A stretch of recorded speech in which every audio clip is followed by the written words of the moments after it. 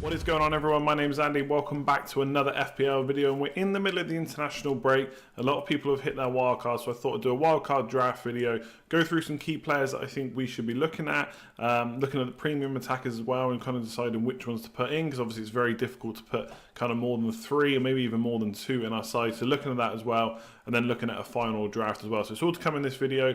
If you enjoy it, make sure to give it a like. If you're new around here, make sure to subscribe and hit the notification bell so you know when every other video is going live, which there'll be another one on Saturday, and then we'll have the usual content going into Game Week 5 next week.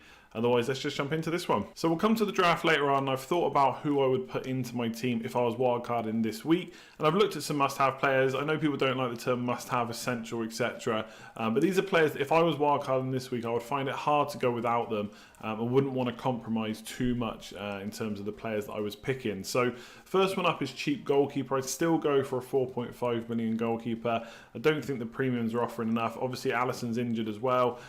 You've got Ederson at Man City, but I just think there's better value at Man City that you can use those spots elsewhere, because no one really wants to make a goalkeeper transfer unless they absolutely have to. So even if you wanted to swap out Ederson for someone else, that's probably 2 transfers if you want to get another Man City player in anyway. So I think still 4.5 million goalkeepers doing well. Lloris has got a lot of saves at Spurs. I don't expect that to necessarily continue as the season goes on, but the likes of Krul and Pope, who are up there as well, will likely keep those saves up over the course of the season. And we've seen Pope do really well. And obviously, you know I'm a big fan, so I've got him in my current team.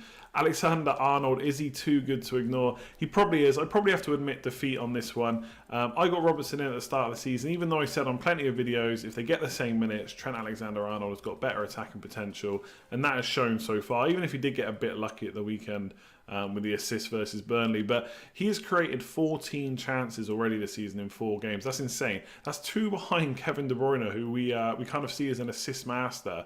And he's doing that from right back. Obviously, he gets really far forward. But that's quite, that is impressive. Robertson, in the same time, has only created 6 chances, which isn't bad in 4 games for a defender. But compared to the man on the other flank, it's not great.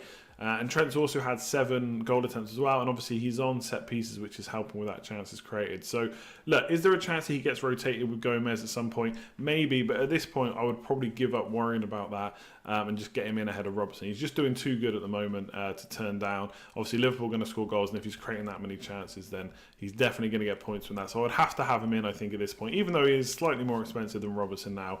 But if, like me, you had Robertson from the start, you've lost that money anyway, so no point worrying about it. Not to say that Robertson might not score or get an assist soon, but Trent Alexander-Arnold is looking super good. Lundstrom, the enabler, I'd still have him in. Obviously, he's gone up a bit in price, so if you didn't get him already, you're not just getting him for 4 million. I think he's 4.2 million now. I just think he's still going to offer enough. I think Sheffield United are not looking too bad defensively, so against the easier teams, you can see clean sheets. Obviously, he's playing as midfielder, but listed as a defender. Probably one of the worst mistakes I've seen FPL make, but good for us. And obviously, if he's playing as a midfielder, there's a chance that he gets some attacking returns. I wouldn't expect too many, but if you watch Sheffield United play, he does pop up in the box every now and again, which is pretty decent for someone that was priced at 4 million and now is only 4.2. So I would definitely still have him. I think De Bruyne is offering really good value, so I'd want him in my team. I think I'd want 3 Man City players, basically, and Sterling and Aguero could probably be a good option. And that's a lot of money, whereas De Bruyne saves you quite a bit of money. He's got attacking returns in the first 4 games, and you'd expect him to continue that. Maybe not, 1 per game, but he's going to get a majority of points in most games. And also, he's a 200-point man. When he is fit for the whole season, he tends to score around the 200-point mark. So for 9.7 million, decent value, and I definitely want him in. Man City got good fixtures as well, which doesn't help trying to go against him. So you're probably going to want him in your team. And then Lucas Digne, the mini Trent, obviously he's a bit cheaper. That's why I've called him that. 2 attacking returns already, 2 clean sheets as well. So decent returns. Ultimately, there's not too many defenders I want. You'll see that in my draft. There's not too many I think that stand out. You've got Trent.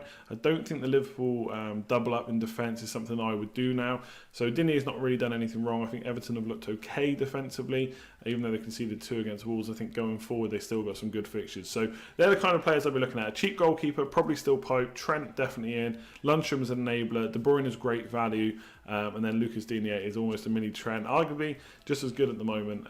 He's definitely matching for a bit less money. So let's talk premium attackers. And one thing I'll say before I start off is leave me a comment below and let me know which you think are the 2 best premium attackers, or maybe even 3 if you're wildcard and you can fit 3 in. When you see my draft in a minute, you'll see that I don't think it's not necessarily viable, but it's not easy to fit in through. I think De Bruyne for a bit less money than all the players on screen, so Aguero, Sterling, Mane, Salah, Aubameyang and Kane, is just that little bit cheaper and probably going to keep up with a lot of them over the course of the season. So I think him plus 2 premiums is the way to go. So let me know in the comments below who you think are the best.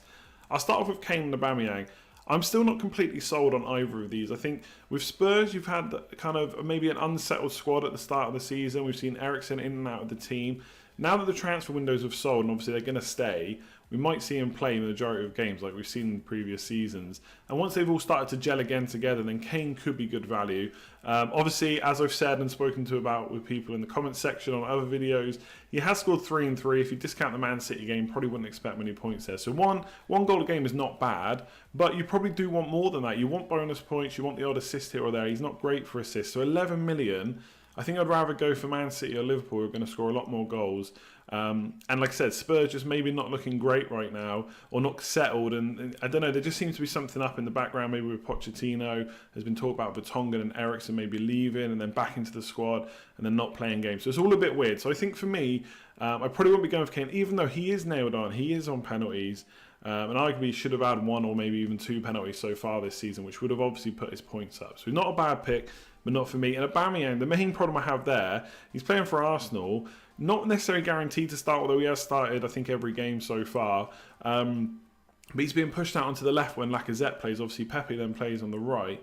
And he's going to score goals from the left, but he's not going to score as many as if he was playing centrally. So I think, you know, if there was not that I would wish an injury on anyone, but if there was a Lacazette injury or something like that, and Aubameyang was playing more central, I think he'd be a really good bet. But for now, I'd probably have to discount him as well. So it really comes down to the Man City boys. So out of all these premium attackers, Mane has actually created the most chances, even though his minutes are one of the lowest. He's had the least amount of shots in the box, only 6. So it's hard to say whether to go for Mane or Salah. There's a lot of obviously debate on it. My opinion usually is to go for Salah. He's on penalties. He's always going to have them to back him up. We know he's going to score goals. We know he's creative as well. The question is, will he score that many more points than Mane to justify the 1 million? And when you see my draft in a minute, I've actually got Mane in. Now, there's kind of 2 reasons for that. One is because it's very hard to get the team I want without making that switch. And 2, over the next good few weeks, maybe even this week as well, even though Liverpool play at home against Newcastle, I'm going to be captaining a Man City player instead. So I don't necessarily need Salah for the captaincy, but obviously he is much higher owned than Mane, so it is a little bit of a risk to go without him.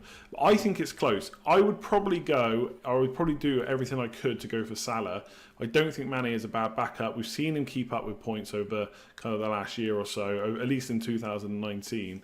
And there's nothing to say he won't carry that on. 1 week, one of them's going to haul. The other week, the other one will haul. And that's going to keep going on throughout the season. And I think Aguero and Sterling's pretty similar. The only thing that makes me favour Sterling is I think he's going to get more minutes.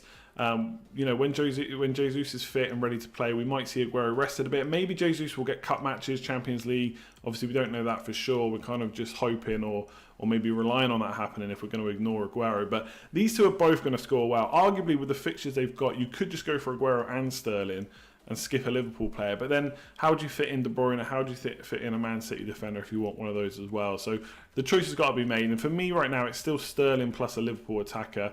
I'm going to show you the draft now and you'll see that Mane's in. But I just think it's really hard to just sit here and tell you it's got to be Mane, it's got to be Salah. I don't think there's an argument which pushes me either way. I will always do my best to have Salah. I think the penalties helps. And obviously he scored over 260 points the last 2 seasons, and he probably will do that again this season. But Mane wasn't far behind last season, so if they get similar amount of minutes, who knows what he can do. But yeah, Sterling for sure for me, just about over Aguero, and then Salah or Mane, let's see how much money you've got and then choose from there. So here's the draft. Like I just said, I would usually do everything I could to get Salah.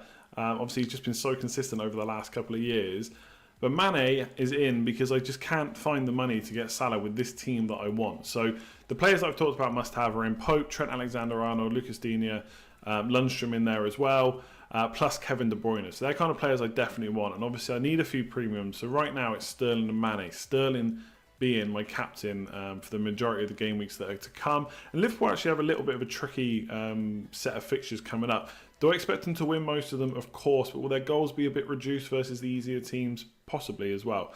So that's one of the reasons I'm not so sure about Salah right now. And obviously, you don't have to go without Salah for the rest of the season if you put him in your wildcard now. Yes, you'd have to find the money to put him in, but who knows what's going to happen down the line. So, like I said, I probably would want to get Salah back at some point. For me, the biggest change I would make on wildcard versus my current team is to switch formations to 3 at the back. I've already spoken about defenders. Trent Alexander-Arnold would be in. Lucas Digne would be in. After that, I'm not really sold on too many defenders. With Laporte getting injured, I would probably go for a Man City defender. Yes, I know Man City will not be as good defensively without Laporte, but the way they play, they defend as a unit, got players in front of them protecting them. Rodri, maybe even Fernandinho might get a game at some point, and they keep so much possession of the ball. I just don't see them doing that much worse without Laporte. So I think Otamendi and Stones will probably play. We have heard kind of maybe rumours or rumblings that possibly Walker could play centre-back or Fernandinho could play centre-back. But Otamendi's played most of the games this season, so I'd expect him to play. So for 5.4 million, I think it's a good price. So that's kind of the 3 at the back, and I would play them most weeks. And I've got Soyuncu at Leicester, obviously. I'd expect Leicester to get a good few clean sheets this year, even without Maguire. And I think for 4.5 million, that's a pretty good price to get into the Leicester backline. So he would be in as well. So obviously, you already know my midfield. I've spoken about already, Mane, Sterling, De Bruyne. And then, because I want the 3 up front, you could go 3-4-3 or 3-5-2. I think the thing about 3-4-3 is you can get a cheaper midfielder that's going to play, whereas all the 4.5 million forwards, they're really no good. Most of them are going to get no minutes week to week. So Barnes and Pukki are in my current team. I do think Pukki's got a few trickier fixtures coming out. Obviously, Man City at home, I don't expect returns there. And in 2 away games against Burnley and Palace. So obviously he's not going to score 5 goals in 3 games anyway. But I think we could still see a reduced amount there because he's so highly owned. It is a bit risky to go without him. And to be fair to him, obviously he's been in really good form at the start of the season. So even if he got 2 goals in the next 3 games, that would still be a decent return for the price he is. So he'd be in. Barnes is posting good underlying stats. I've got him in my main team against Liverpool. Not expecting much. Didn't get anything, but they got good fixtures coming up as well, and he's a good price. And Haller has really impressed over the few fixtures he's had.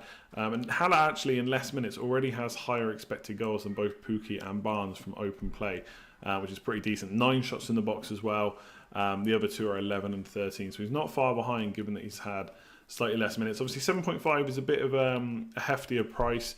But you could possibly come down if you wanted to go to a different striker. If you wanted to switch to 3-5-2 at any point and take one of these out, obviously you could get a 4.5 million forward in, and then whatever price striker you take out, you'd have that money to spend in midfield. And then really it's just about choosing a kind of 6 to 6.2 million pound midfielder. In my current team, I already had Mount at 6 million, so I could have put him in. I actually had 0.2 million spare for this team. Obviously, not everyone will be able to get this team. Some of you will have lower team values and you'll have to kind of assess that for your own team. But this is kind of what I made. I quite like Trossard's underlying stats, and the next 2 fixtures are pretty good for Brighton. So I think it's close between him, Mount, and Daniel James. Obviously, Daniel James does look like he's got his place at Man United. Played the last few games, obviously got a couple of goals as well. And he's shooting quite a bit in the box. His shots, the amount of goal attempts he's having as midfielders is quite high up there. Not necessarily creating too many chances, although he did create a few chances against Southampton. There was just no one in the box to get on the end of them. So he looks good too. So I think you can just kind of pick your spot. But once you've got this team set up, I think for me, it's Trent Alexander-Arnold and Lucas Digne, and even Otamendi probably. They're just set and forget almost. If Trent does start getting rotated too much, maybe take him out, but it doesn't look like that's going to happen.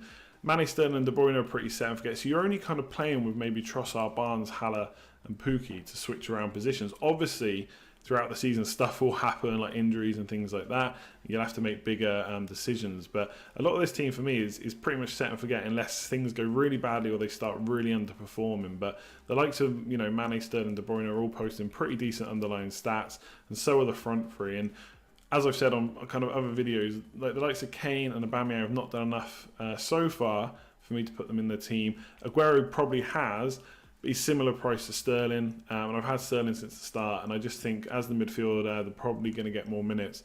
He's the one I go for. So I think this is the draft I go for. Trossard to a different midfielder, Soyuncu to a different 4.5 million defender. But other than that, it's pretty much what I do. You could maybe go for Cantwell instead of Dendoncker if you've got enough money, but that's not a position that I would play most weeks anyway. So nice to have Cantwell maybe if you want to rotate a bit. But most of the time I would just put them on the bench anyway, so Dendonka for me. But yeah, that's the draft. Let me know what you think. So that's it for this video. Hopefully you enjoyed it. As I've said a few times in this video already, leave a comment below. Let me know what you thought of the video, the draft, the kind of must-haves. Are there any players I've overlooked? Do you disagree on Aubameyang and Kane? Let's have a discussion in the comments below. If you did enjoy the video, make sure to give it a like and subscribe if you're new around here. More videos to come. Should be another one out on Saturday, and then we'll have all the usual Game Week 5 content like I already said. Otherwise, I'll leave it there. Like, comment, share, subscribe, all of that good stuff, and I'll catch you next time. Cheers all.